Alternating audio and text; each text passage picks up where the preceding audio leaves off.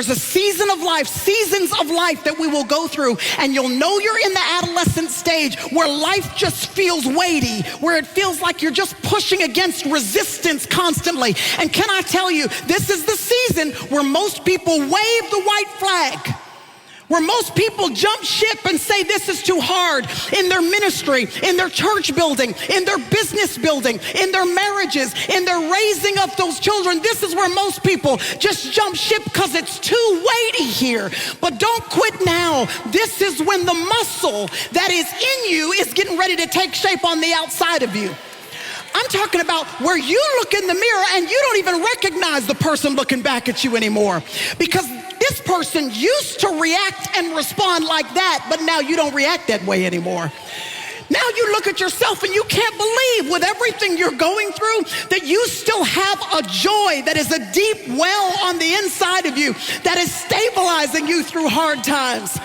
You've seen it happen in the life of someone you know, where you know that friend of yours is going through some real tough stuff, and yet there's a peace that really does pass their understanding. It is beyond what seems reasonable because of what it is that they are facing. All of a sudden, the strength that is in them is taking shape on the outside of them. Don't short circuit this season. If you are in a weighty season and you've asked the Lord to remove the weight, and in his sovereignty and in his providence, he has chosen not to do that, that's because he's trying to make sure you got some muscle on your spiritual bones. That's because he's trying to make sure you're fortified. That's because after you have a firm foundation, you're gonna need a scaffolding in your house that can withstand 110 mile per hour winds. You're gonna need some strength for that.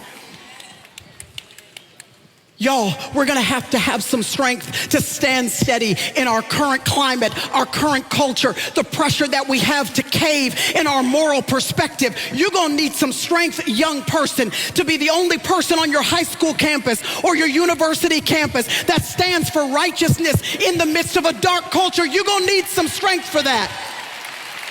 You and I are gonna need the capacity more now than ever before to be okay with sticking out like a sore thumb, with being the only one in our peer group that has decided that as for me and my house, we're gonna serve the Lord, that we're gonna stand steady, that political correctness is not our goal, that if we have to stand alone, we're willing to do it for his name's sake. You're gonna need some strength for that.